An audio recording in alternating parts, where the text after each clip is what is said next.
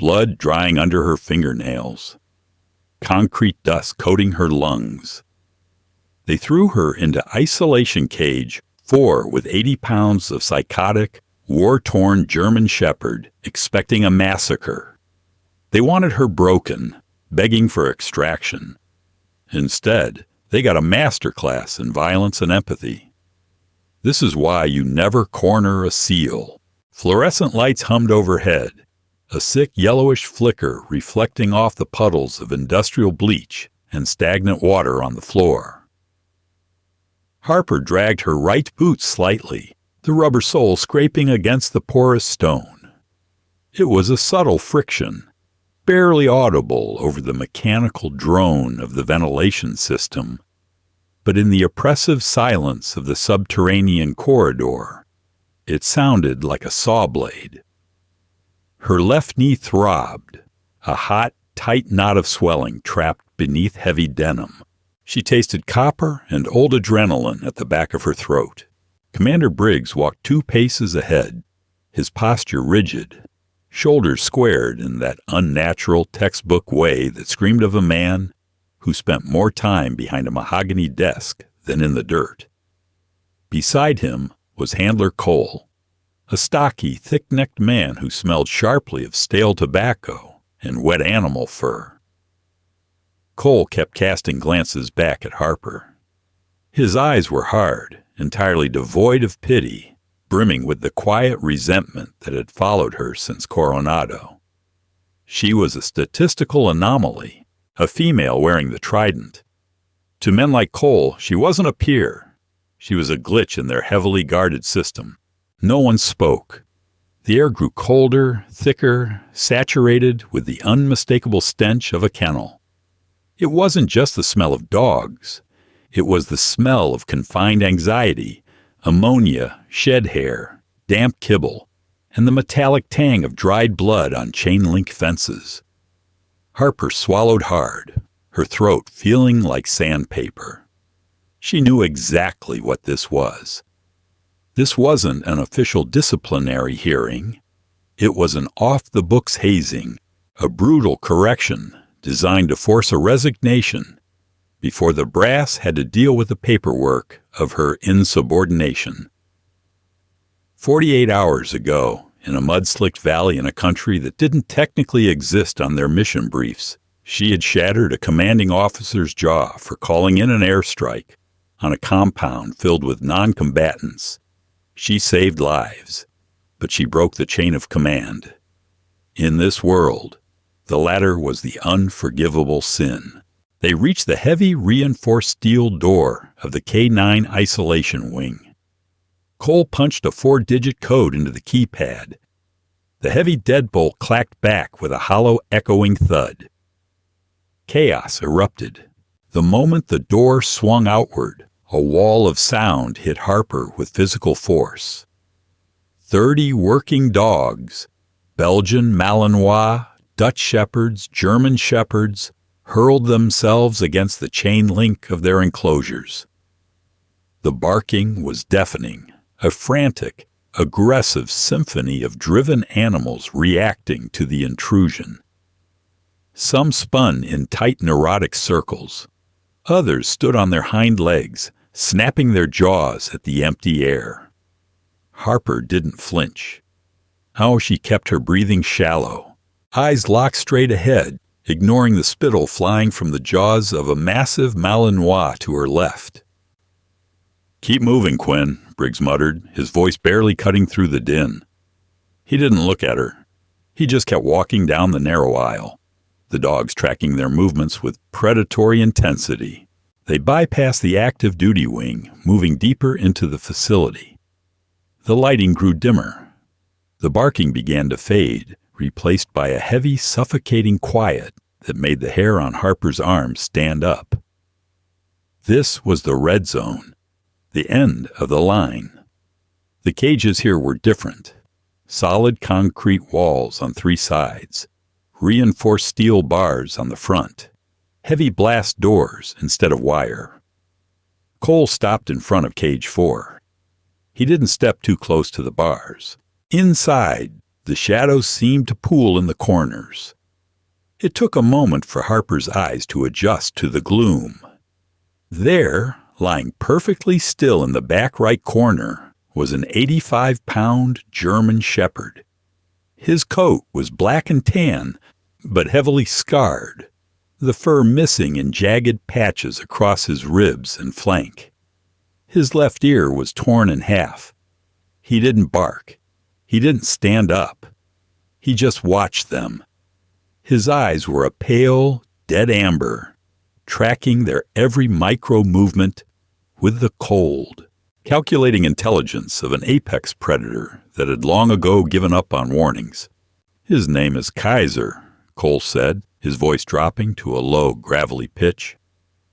3 deployments, explosive ordnance detection. He hit an IED tripwire in Helmand 2 years ago. Took the blast, lost his handler. He's been in isolation for 6 months. Bit 2 techs. Tore the bicep off a trainer last week. He's scheduled for euthanasia tomorrow morning. He's unapproachable, unmanageable, psychotic. Harper stared through the heavy iron bars. She noted the way the dog breathed, shallow, rigid, guarding a rib cage that had likely been fractured and healed poorly. He was a weapon that had been utilized until it broke, and now he was garbage to them. Briggs finally turned to face her. His expression was a mask of bureaucratic indifference. "You have a reputation for being unbreakable, Quinn. For thinking you can handle anything, tame any situation, override any protocol. Your punishment is simple. You're going to sit in that cage. You're going to stay there until 0600. If you ask to come out, you sign your discharge papers right there on the desk. You give up the trident. If you survive the night without calling for us, well, we'll see." It was a death sentence or a career execution. Either the dog mauled her, and she had to be dragged out screaming, proving she was weak, or she quit right now. Harper felt a cold sweat break out at the base of her neck. Fear, raw and acidic, pooled in her stomach. She wasn't a dog handler. She was an assaulter.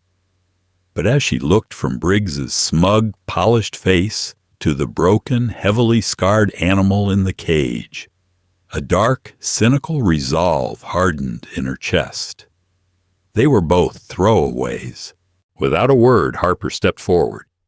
Cole let out a short, derisive snort. He slid the heavy iron deadbolt back. The hinges shrieked in protest as the door opened just wide enough for a human body. Harper turned sideways, slipping through the gap. Before she even cleared the frame, Cole slammed the door shut behind her. The lock engaged with a loud, absolute clack. Footsteps receded rapidly down the hall. The outer steel door slammed shut. Silence descended on Cage 4. Heavy, suffocating, final. Concrete chilled the back of Harper's thighs through her utility pants as she slowly slid down the wall to a seated position. She didn't dare move toward the center of the 10x10 enclosure. The air in here was stale, thick with the scent of dried urine, fear, and the metallic odor of a large, unwashed K9. It smelled like a prison.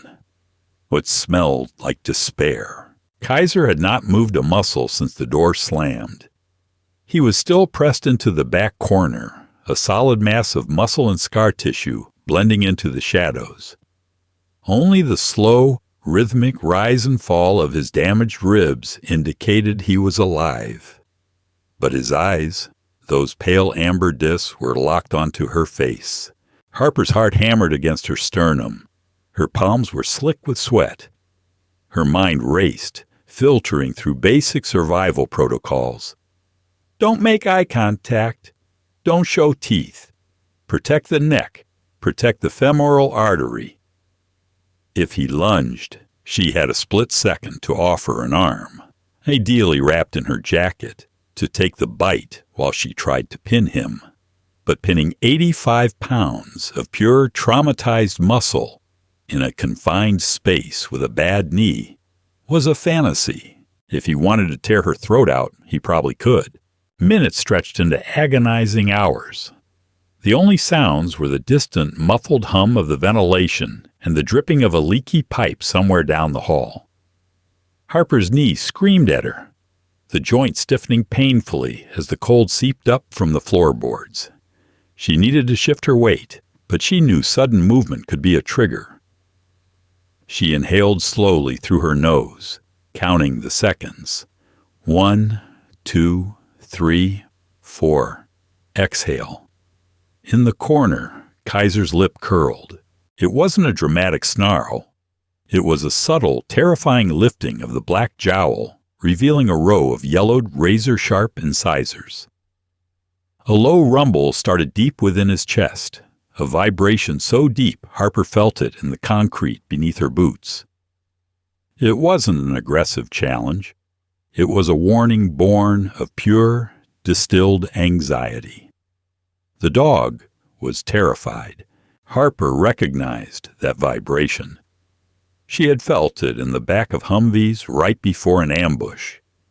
She had felt it in her own chest staring at the ceiling of her barracks at 3 a.m. It was the frequency of a nervous system that had been permanently rewired by violence. "I know," Harper whispered. Her voice was raspy, barely audible. "I know. I don't want to be here either." Hearing her voice, Kaiser shifted. His front paws slid forward on the concrete. The claws clicked. He rose, not fully, but into a low, predatory crouch. His ears flattened against his skull. The rumbling grew louder, echoing off the bare walls. Harper forced her hands to remain open, resting loosely on her knees. Every instinct screamed at her to raise her arms, to clench her fists, to prepare for the kinetic impact of a heavy animal. Instead, she let her shoulders drop. She slouched, making herself smaller, breaking the rigid, aggressive posture of a soldier. Kaiser lunged. It was a blur of motion. 1 second, he was in the corner. The next, a shadow detached from the wall, launching across the small cage. Harper closed her eyes, turning her head slightly, offering her left forearm instinctively. Teeth clamped down on her thick denim sleeve. Pain flared, sharp and electric, as the K9s bruised the muscle beneath the fabric. But they didn't puncture deep. Kaiser wasn't trying to kill her. He was testing the perimeter. He was trying to force a reaction, a scream, a strike, a reason to escalate.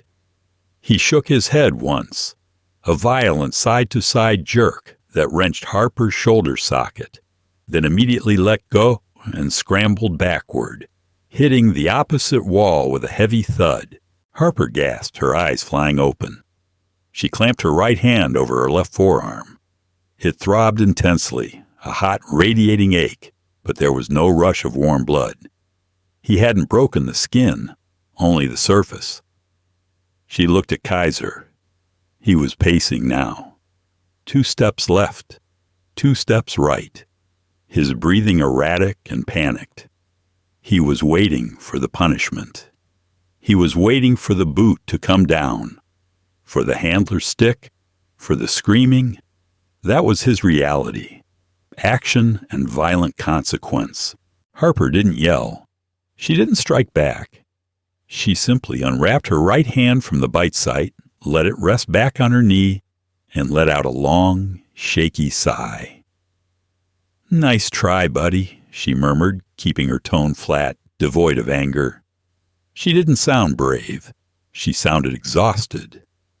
"But I've been hit harder by guys half your size." She let her head fall back against the concrete wall, staring up at the water stains on the ceiling. She was shivering now, the adrenaline crash leaving her cold and nauseous. The raw, ugly truth of her situation washed over her. The Navy didn't want her. Briggs wanted her to quit. Cole wanted to see her bleed. They threw her in here hoping the monster would do their dirty work. But as she looked back down, she realized the monster had stopped pacing. Kaiser was standing perfectly still in the center of the cage, head tilted slightly, watching her. The frantic manic energy had drained out of his posture, replaced by profound confusion.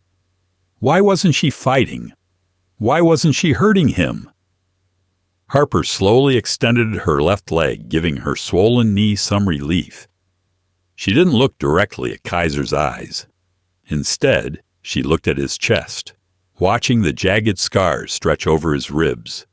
"They don't know what to do with us when we stop following orders, do they?" she said quietly to the empty room.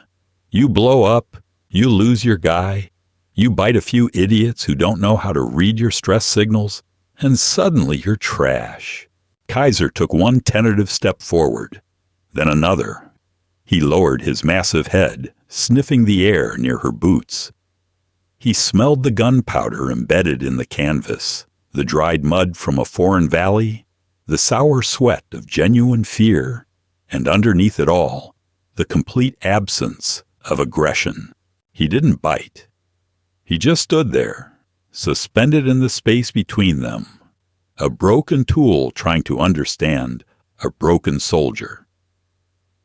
Harper kept her hands completely still, feeling the warmth of his breath ghosting over her knuckles.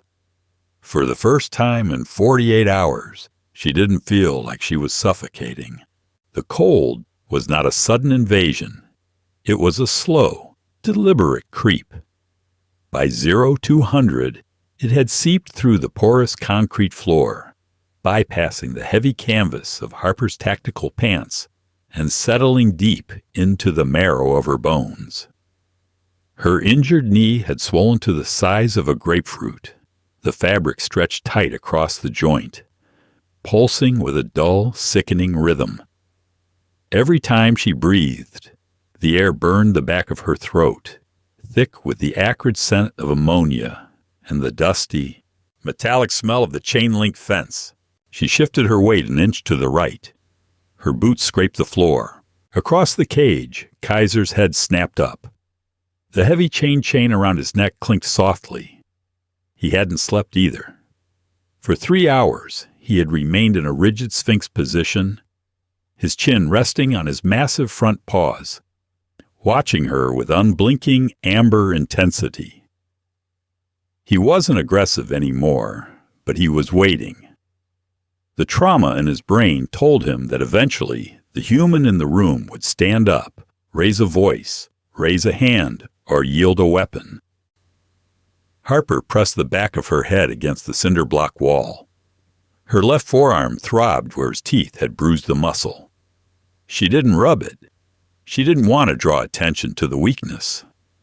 She closed her eyes for a fraction of a second, and immediately, the concrete walls of the kennel dissolved, replaced by the suffocating, humid air of the valley. She tasted the mud again. She felt the heavy driving rain. She saw the infrared strobe flashing on the roof of the mud brick compound, marking it for the AC-130 gunship circling above. Inside that compound were 3 women, an old man, and 4 children. No insurgents, just terrified locals hiding from the crossfire. And standing next to her in the trench holding the radio was Commander Davis, calmly verifying the coordinates, indifferent to the intelligence update Harper had screamed into his ear a minute prior. "Command, we have positive ID on hostile elements. Requesting immediate fire mission." She remembered the feeling of her fist connecting with Davis's jaw. It hadn't been a clean, cinematic punch. It was a messy, desperate, driving hook fueled by panic and rage. She remembered the sickening crunch of his mandible fracturing, the way his head snapped back, the radio tumbling into the thick brown water. She remembered the silence of her squad mates. Nobody had moved to arrest her. They had just stared. She saved the compound, but she broke the unbreakable rule of the teams. You do not strike a superior. A heavy exhale pulled her back to the freezing reality of Cage 4. Kaiser had moved. He was no longer by the far wall. He had belly-crawled forward, his massive frame dragging silently across the concrete, stopping exactly 3 feet from her extended boots. Harper opened her eyes slowly, keeping her chin tucked. The dog was studying her face. Up close, the damage to his body was staggering. A jagged, hairless scar ran from his right shoulder blade down to his ribs. A permanent map of the shrapnel that had ripped through him and Helmand. His left ear was a crumpled mass of cauliflowered cartilage.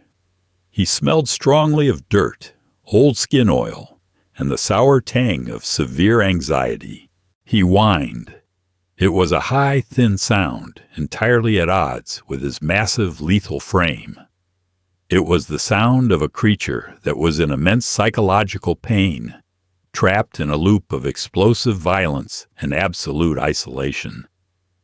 "I know," Harper whispered, the words rasping painfully in her dry throat. "It's loud in there, isn't it?" She didn't reach for him. That was the mistake people made with broken dogs and broken soldiers. They tried to touch, to soothe, to force a connection.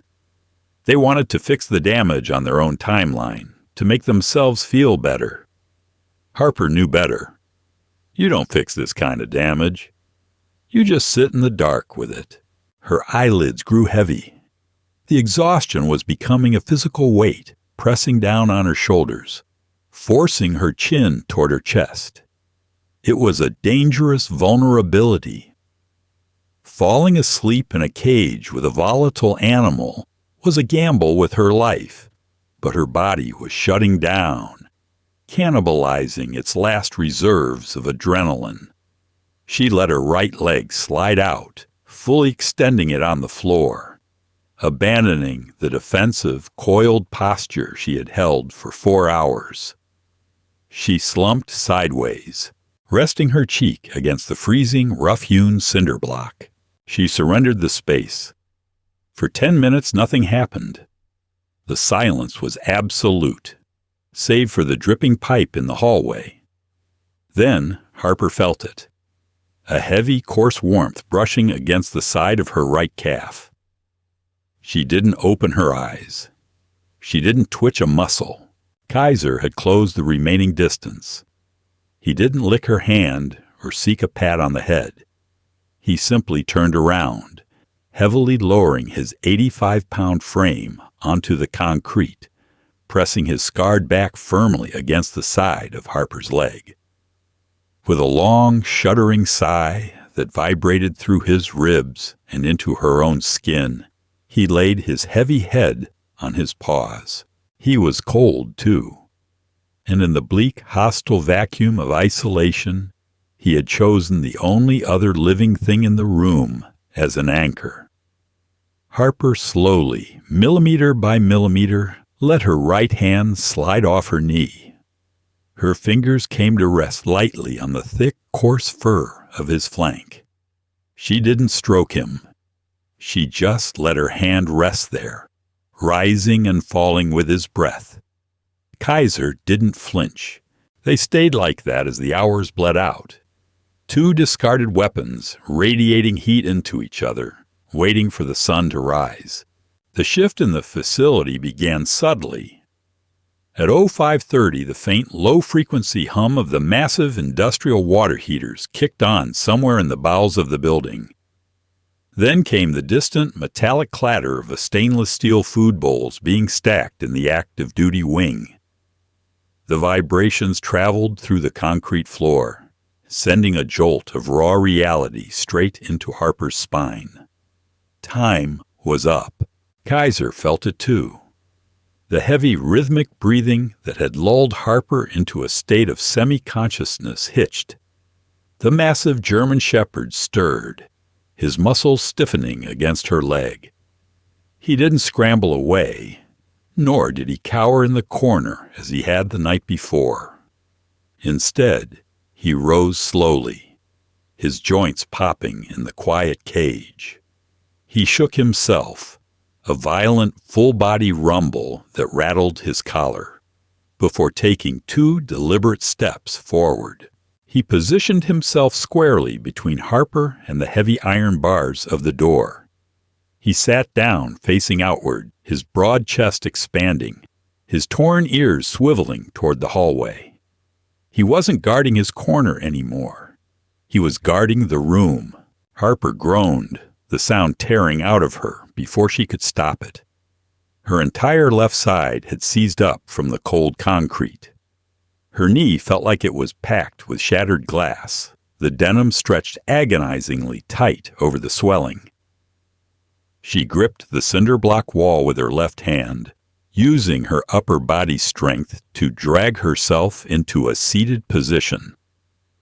Her right arm felt dead, the blood flow restricted from the angle she had slept in. She tasted old pennies and dehydration. She didn't try to stand. She knew she probably couldn't without collapsing, and she refused to let them see her on her knees. She pulled herself up just enough to lean back against the wall, crossing her arms over her chest, burying her freezing hands in her armpits. At exactly 5:55, the heavy external steel door at the end of the corridor clanged open. The sound was jarring, violent. It echoed down the narrow, sterile hallway like a gunshot. The sound of boots followed, heavy, deliberate, and arrogant. 2 sets. Kaiser let out a low, vibrating growl. It wasn't the frantic, panicked snarl from the night before. This was a deep, resonant rumble of pure territorial authority.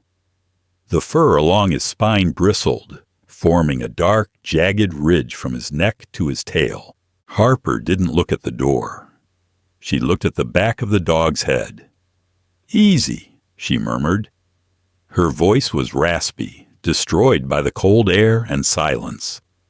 Kaiser's right ear twitched back toward her voice, acknowledging the command, but his eyes remained locked on the approaching shadows.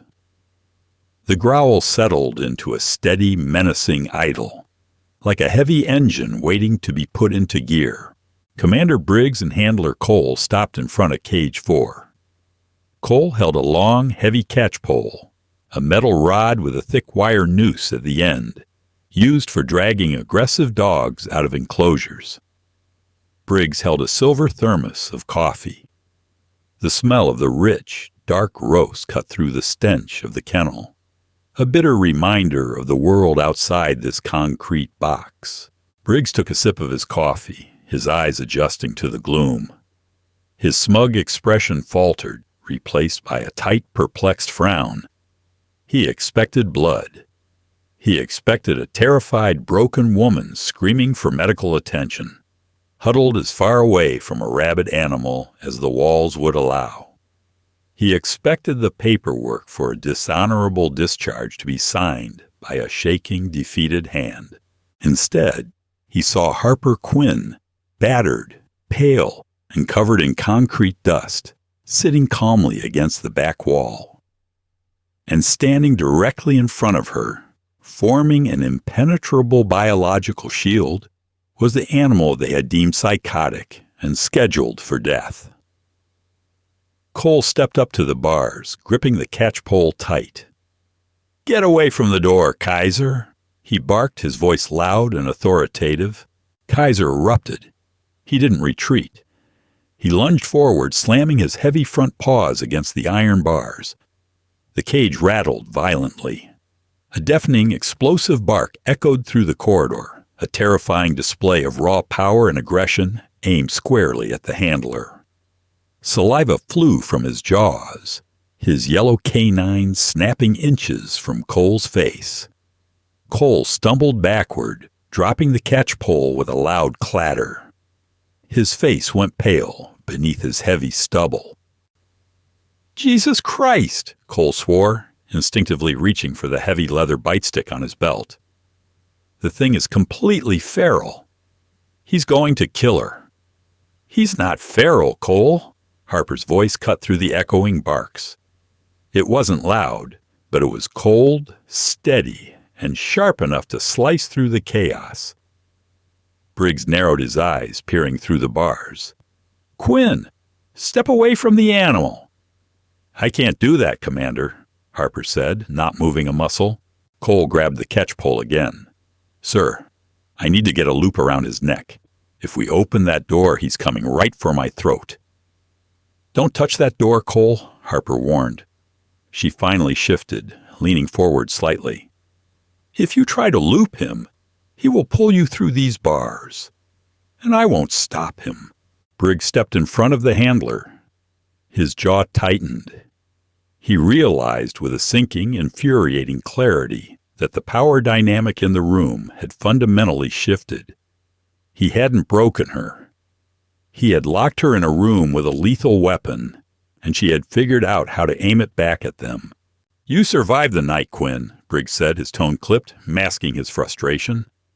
"Congratulations.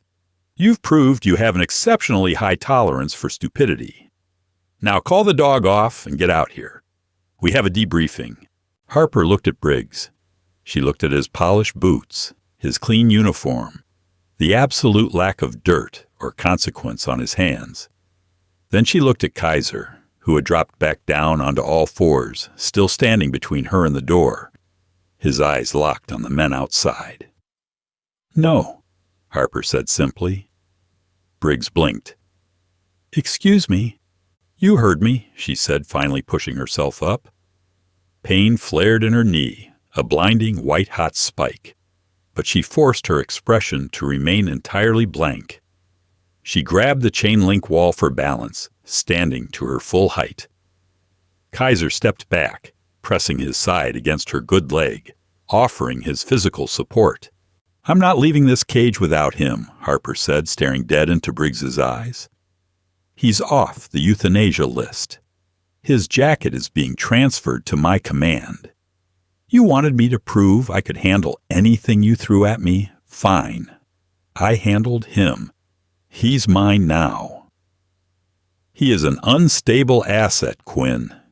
He's government property scheduled for disposal," Briggs snapped, his composure cracking. "You don't make those calls. I broke a commander's jaw 48 hours ago because he couldn't read a battlefield," Harper said, her voice dropping to a dangerous deadpan whisper. "Do you really want to find out what I'll do to a handler who tries to put a needle in my dog?" Silence hung heavy in the corridor. The only sound was Kaiser's low, steady breathing. Briggs looked at the woman. He looked at the dog. He saw the exact same violently protective, traumatized, unyielding look in both sets of eyes. They were completely feral, and they were entirely united. Briggs slowly screwed the lid back onto a thermos. He turned to Cole, his face a mask of bitter resignation. "Leave the cage unlocked, Cole. Let them walk out on their own. Get the paperwork started for a K9 transfer." "But, sir—" "Do it, Cole," Briggs snapped, turning on his heel. He didn't look back as he walked away. "They deserve each other." Cole's hands visibly trembled as he stepped back to the heavy iron door of Cage 4. He didn't look at Harper, and he deliberately avoided the pale amber stare of the German shepherd. The deadbolt slid back with a harsh, grating screech that seemed to echo endlessly down the concrete corridor. He pulled the door open just wide enough for a body to pass, then immediately retreated down the hall, putting 30 feet between himself and the enclosure. Harper didn't immediately move. She took a slow, rattling breath, testing the capacity of her lungs after a night of breathing stagnant, ammonia-laced air. Her throat was raw, coated in a layer of invisible dust. She pushed off the cinder block wall, putting weight on her left leg.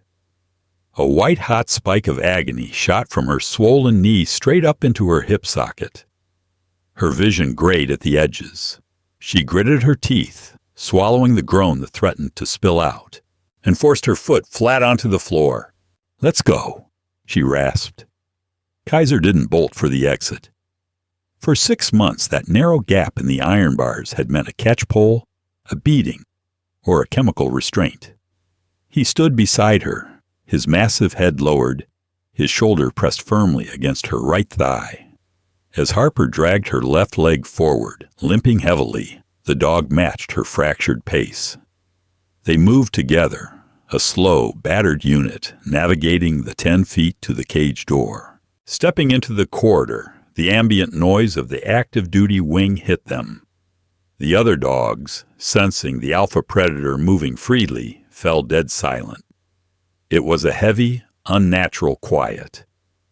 Harper kept her hand resting lightly on the coarse fur of Kaiser's neck. She felt the low, continuous vibration of a suppressed growl deep in his chest. He was scanning the corners, tracking the shadows, treating the sterile hallway like an active combat zone. They reached the heavy exterior doors. Harper hit the push bar with her right shoulder. Morning air slapped her in the face. It wasn't clean. It smelled of diesel exhaust from the motor pool, salty dampness off the Pacific, and the harsh chemical scent of tarmac. But to Harper, it was the sweetest thing she had ever breathed. The Coronado sun had barely crested the horizon, casting long, sharp shadows across the concrete yard. Kaiser stopped dead. He squeezed his eyes shut, his torn ears flattening against his skull. The sudden influx of natural light and unbounded space was a sensory overload for an animal that had been locked in a sensory deprivation box. His breathing spiked, rapid and shallow. The muscles in his hindquarters coiled, preparing for a threat that wasn't there. Harper stopped with him. She didn't yank his collar.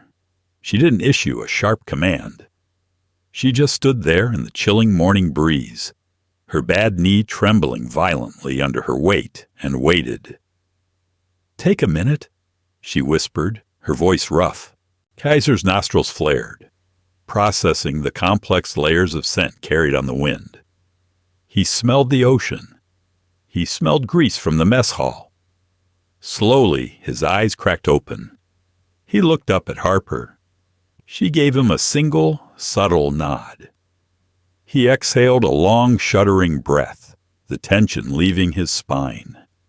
He took a step forward, firmly planting himself back at her side.